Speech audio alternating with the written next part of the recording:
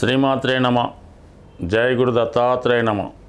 ఈ వీడియోలో మనం మార్చి 30వ తారీఖు నుంచి మే 18వ తారీఖు మధ్యలో శని మరియు రాహులు కలిసి ఒకే రాశిలో సంచరించడం జరుగుతూ ఉంటుంది.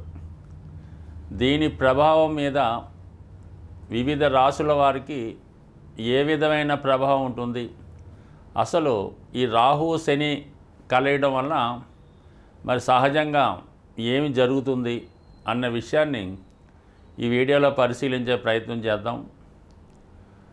రాహు గత కొంతకాలంగా మీనరాశిలో సంచరిస్తూ మే 18వ తారీఖు వరకు మీనరాశిలోనే సంచరించడం జరుగుతూ ఉంటుంది. రాబోయే మార్చి 30వ తారీఖు నుంచి మే 18 మధ్యలో ఈ రెండు గ్రహాలు కలిసి మీనరాశిలో ఉండగా మిగతా రాశుల వారికి ఎటువంటి ఫలితాలు ఇవ్వబోతున్నాయి అన్న విషయాన్ని తెలుసుకుంటూ చివరిగా మరి దీనికి పరిహారం ఏమైనా ఉంటుందా, ఏ విధమైన రెమెడీ చేసుకుంటే మనకి ఈ రెండు గ్రహాలు యోగిస్తాయి అన్న విషయాన్ని తెలుసుకొని పరిశీలిద్దాం.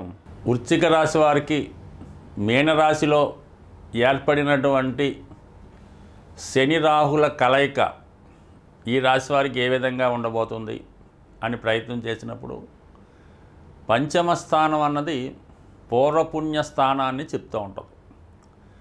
మనం గత జన్మలో ఎటువంటి పుణ్యాన్ని చేయడం జరిగింది, దాని మూలంగా మనకి ఎటువంటి ఫలితాలు రాబోతున్నాయి అని తెలియజేస్తుంది పంచమ స్థానం. ఇది పంచమ స్థానంలోకి పాపగ్రహాలు వచ్చినప్పుడు కొంతవరకు గత జన్మలో చేసుకున్నటువంటి పుణ్యం కరిగిపోయే అవకాశం ఉన్నది. అంటే దాన్ని ఖర్చు పెట్టడం జరుగుతూ ఉంటుంది. సో ఈ రెండు కూడా మీకు తామస గ్రహాలైనటువంటి ఈ రెండు గ్రహాలు కూడా 5వ స్థానంలోకి రావడం వల్ల జాతకుడి ఆలోచనలో ఒక విధమైనటువంటి మార్పు రావడం జరుగుతూ ఉంటుంది. అంటే జీవితాన్ని ఏదో విధంగా శరీరాన్ని సంతోషపెట్టాలి, ఏదో ఒక అలవాటు, ఒక వ్యసనం, ఒక బలహీనత లోనవడం జరుగుతూ ఉంటుంది. ఇది సాధారణంగా ఇతరులకు చూసి వాళ్ళ ద్వారా జాతకుడు ప్రలోభపడుతూ ఉంటాడు. ముఖ్యంగా ఎక్కువగా విద్యార్థులు 26 సంవత్సరాలు లోపు ఉన్నటువంటి వారి మీద ఎక్కువగా ఈ రాహు ప్రభావం చూపుతూ ఉంటుంది. అంటే ఈ సమయంలో వారి ఆలోచన, వారు ఏదైనా సరదా సంతోషం తీర్చుకునే ఆలోచనలో తగినటువంటి ధనం వారి దగ్గర ఉండదు. కామన్గా నిరుద్యోగులుగాను స్టూడెంట్స్గాను ఉంటారు కాబట్టి మరి ఇటువంటి అవసరాలకు వారు ధనాన్ని ఇంట్లో కూడా అడగలేరు. కాబట్టి ఉన్నటువంటి ఏకైక మార్గం easy money, online games, bettings, వాటి ద్వారా ధన సంపాదన చేయడానికి ఆలోచన, టెక్నాలజీ కూడా పెరిగింది కాబట్టి, రాహు కూడా దానికి కారణం కాబట్టి ముందుగా వాళ్ళు ఏదైనా ఒక బెట్టింగ్ యాప్ ద్వారా మరి ధనాన్ని 1-2 సార్లు సంపాదించిన దాని తర్వాత చాలా వరకు ఈ లోన్ యాప్లు, ఈ బెట్టింగ్ యాప్లు దాని ద్వారా ఎక్కువగా పతనం అవ్వడం జరుగుతూ ఉంటుంది. అలాగే కొంతమంది తల్లిదండ్రులకు తెలియకుండా ఇంట్లో ధనాన్ని తస్కరించడం, విలువైన వస్తువులు, బ్యాంక్ కార్డ్ నెంబర్ తెలుసుకొని తస్కరించడం జరుగుతూ ఉంటుంది. మరి కొంతమందికి పేరెంట్సే ఇద్దరు మంచి పొజిషన్లో ఉండడం వలన ఏ డెబిట్ కార్డో క్రెడిట్ కార్డో పిల్లవాడికి ఇవ్వడం వల్ల దాన్ని ఎంజాయ్గా వాడుతూ ఉంటాడు. ఈలోగా వాళ్ళకి సంపద ఎక్కువగా ఉంటుంది కాబట్టి పెద్దగా దాన్ని పరిశీలించడం. బట్ ఏదైనా ఏదో ఒక వ్యసనం వల్ల జీవితంలో విలువైనది పోగొట్టుకునే అవకాశం ఉంది.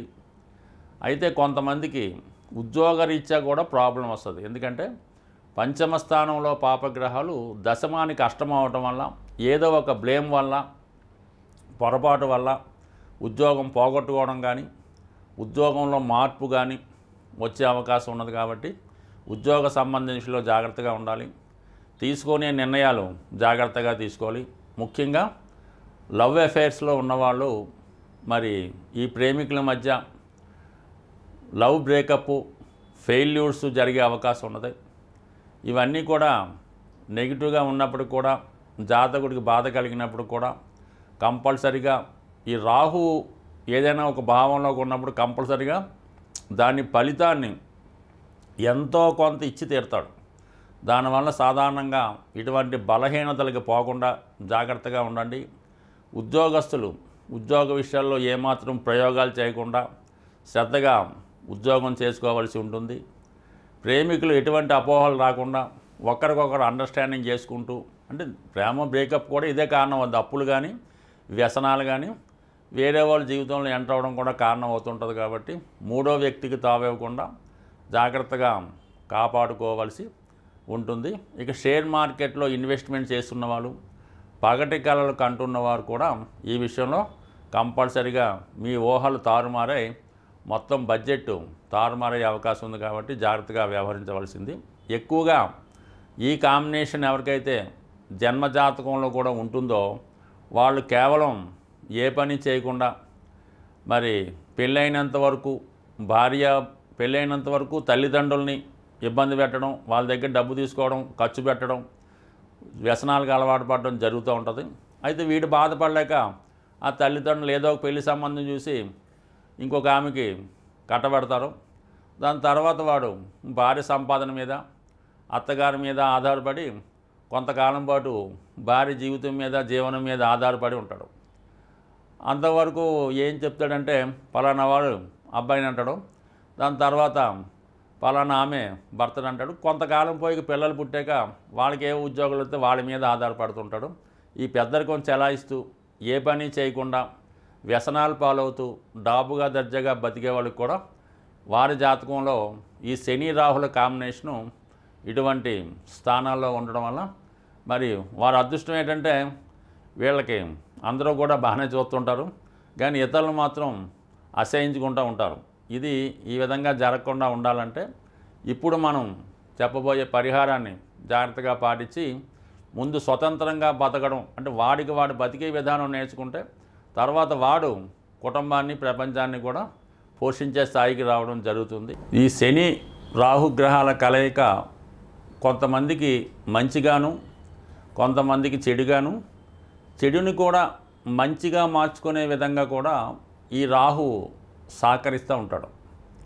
అయితే ఈ శని రాహులకి పరిహారం ద్వారా వారిని పాజిటివ్గా మార్చుకోవడానికి సులభమైనటువంటి మార్గాన్ని మనకి ఈ శాస్త్రాన్ని అందించినటువంటి పెద్దలు ఒక హింట్ ద్వారా చెప్పడం జరిగింది. అసలు జ్యోతిష్ శాస్త్రం అంతా కూడా రహస్యమైనది. అది వారిలో ఉన్నటువంటి సూక్ష్మాన్ని గ్రహించడమే జ్యోతిష శాస్త్రవేత్తలుగా వారి యొక్క నిజమైనటువంటి కృషిగా మనం చెప్పచ్చు. రాహువు అంటే కేవలం తల భాగమే కాబట్టి అధికమైనటువంటి ఆశల్ని కలిగి ఉండడం జరుగుతూ ఉంటుంది. శని భగవానుడు ఏంటంటే ఒక క్రమశిక్షణతో కూడుకున్నటువంటి గ్రహం, బాగా డిసిప్లిన్గా ఉంటూ నేర్చుకునే గ్రహం. కాబట్టి ముఖ్యంగా ఈ శని రాహులకి ఈ మనం పురాణాలు పరిశీలించినప్పుడు ఎక్కువగా ఆంజనేయ స్వామిని కనెక్ట్ చేయడం జరుగుతూ ఉంటుంది. అంటే ఎవరికి ఎప్పుడు ఏ ఆపద వచ్చినా కూడా ఆంజనేయ స్వామి వచ్చి దాన్ని రక్షించి మళ్ళా ఆయన అక్కడితో ఆయన పోర్షన్ కంప్లీట్ అవ్వడం జరుగుతూ ఉంటుంది. సో ఈ సమయంలో మీరు ఈ హనుమాన్ని ఆరాధించడం వల్ల, అంటే హనుమాన్కి అందుకనే చాలా భారీ విగ్రహాలు పెడుతూ ఉంటారు. 40 అడుగులు 100 అడుగులు కూడా పెడుతూ ఉంటారు భారీగా. అది రాహు ప్రభావం వల్ల. రాహు ఏంటంటే ఉన్నదాన్ని పెద్దగా చేస్తుంటాడు. ఆంజనేయ స్వామి కూడా ఎప్పుడు చిన్నగానే ఉంటాడు. అవసరమైతే విశ్వరూపంగా పెద్దగా తన యొక్క ఒక విధంగా వాయునందనుడు. ఈ వాయుగ్రహాలు ఈ శని రాహులు కూడా అలాగే ఎక్స్పాండ్ చేసే గుణం రాహుకు ఉంటుంది. ఆంజనేయ స్వామి కూడా తను అవసరమైనప్పుడు మొత్తం ఎంతకన్నా ఎక్స్పాండ్ అవ్వగలుగుతాడు. అలాగే చిన్నగా దూరి కేవలం లంకిని నోట్లో దూరి మళ్ళీ బయటకు వచ్చేస్తూ ఉంటాడు. కాబట్టి ఇవన్నీ రాహు మాయ అంతా కూడా ఆంజనేయ స్వామి దగ్గర ఉంది. మరి శని యొక్క క్రమశిక్షణ అంతా కూడా సేవకా లక్షణాలన్నీ కూడా ఆంజనేయ స్వామి దగ్గర ఉన్నాయి. కాబట్టి ఈ సమయంలో మీరు ఆంజనేయ స్వామిని మరి తమలపాకులతో పూజించవలసి ఉంటుంది. అంటే తమలపాకులు అండి 100, 41, రూపాయి కోటి అవన్నీ పక్కన పెట్టండి. ఒక బుట్ట తమలపాకులు ఎంతైతే అంత తీసుకొని ఆ బుట్ట తమలపాకులతో స్వామికి విపరీతంగా అర్చన చేయిస్తారో, మాల వేస్తారో, మొత్తం మీద ఒక బుట్ట తమలపాకులతో అర్చన చేయించడం. మరి రాహుకి మినువులు కారణం కాబట్టి వడమాల అంటే మినువులతో చేసినటువంటి వడమాల ఒకటి తయారు చేసి, అంటే మామూలుగా ఒక 108 కాకుండా ఒక 1008 వచ్చేలాగా విశేషంగా వడమాల తయారు చేయించి స్వామికి అలంకరించి ఇవన్నీ కూడా గుడిలో పంచిపెట్టడం వల్ల నిరంతరం హనుమాన్ పూజ చేసుకోవడం, హరినామ స్మరణ చేసుకోవడం, ఇవన్నిటితో పాటుగా ఆ జగజ్జనని అమ్మవారు అంటే దశమహావిద్యలు వారి జోలికి ఏమీ వెళ్లకుండా కేవలం కనకదుర్గ అమ్మవారు అంటే ఎవరినైతే రాక్షస సంహారం జరిగిందో ఈ చండీ హోమంలో ఈ అమ్మవారి యొక్క విశేషంగా చెప్పడం జరుగుతుంటుంది. ఇంకా విపరీతమైన ఇబ్బందుల్లో ఉన్నవాళ్ళు ఈ చండీ హోమం పాల్గొనడం వల్ల, చేయించడం వల్ల, శ్రద్ధగా ఆ చండీ హోమాన్ని వీక్షించడం వల్ల ఏదైనా ఒక పుణ్యక్షేత్రంలో జరిగినటువంటి చండీ హోమానికి ఎక్కువ విలువ ఉంటుంది. అలాగే ఏదైనా ఒక పవిత్ర దేవాలయంలోనో ఒక గోశాలలోనో చేస్తున్న దానికి ఎక్కువ విలువ ఉంటుంది. మరి కొంతమంది అవకాశం ఉన్నవాళ్ళు దాన్ని భరించగలిగే శక్తి ఉన్నవాళ్ళు అంటే పూర్తిగా ఉంటేనే మీరు ఈ చండీ హోమాన్ని మీ యొక్క గృహంలో చేయించుకునే ప్రయత్నం చేయండి. దానికి తగు విధంగా అంటే చండీ హోమం మీ ఇంట్లో చేస్తున్నారంటే అదేదో తూతు మంత్రం అని మాత్రం మీరు అనుకోవద్దు. సమస్త దేవతలు మీ గృహాన్ని విచ్చేయడం జరుగుతూ ఉంటుంది. మరి ఆ వచ్చినటువంటి దేవతలకి మరి ఆ హోమంలో అన్నీ సరిగ్గా సమర్పించవలసి ఉంటుంది. చేస్తున్నటువంటి హోమాన్ని చేసినటువంటి అధికారులు కూడా కరెక్ట్గా దాన్ని నిర్వహించవలసి ఉంటుంది. కాబట్టి బాగా సౌకర్యాలు ఉంటూ పెద్దగా మనం చేయించగలం అంటేనే చేయించుకోండి.